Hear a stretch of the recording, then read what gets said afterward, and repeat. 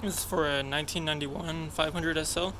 I've been having this issue where um, my hardtop, whenever I'm driving, it'll be latched in, but if you hit like a bump or dip in the road or something like that, it'll eventually come loose. And it eventually got so bad that I pretty much had to drive down the street with the wrench and the latch so I could keep it tight, even though it was actually latched down.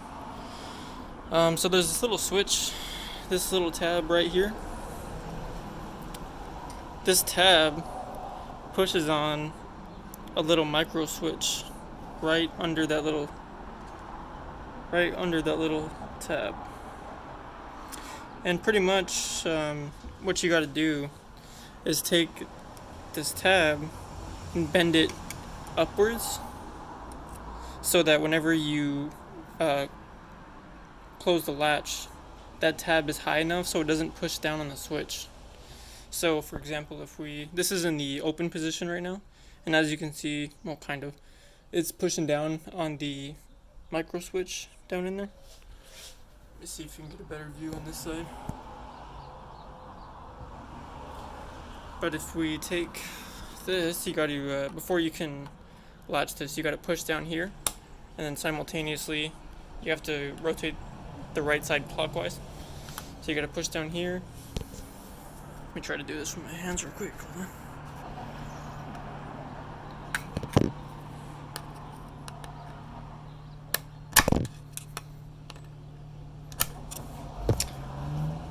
And then when you rotate,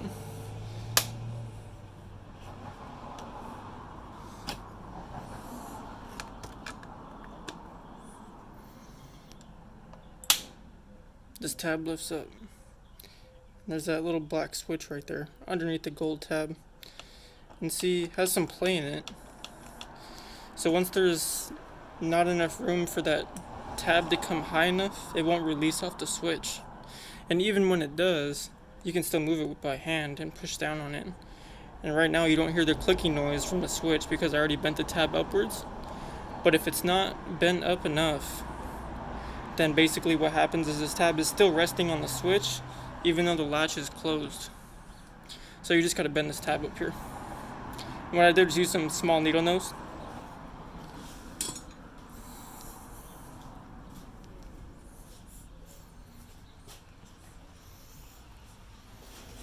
And then basically you just grab on it. Make sure you don't hit the switch itself. And you can pull up on it and you can get a grab on it, and preferably go down as far as you can on the switch with the pliers. And just bend up just a tiny bit, like a millimeter. And that's all you need to do. And then you can test it yourself. Just push down on it by hand. And if you can't hear the clicking noise from the switch, then it should be fine.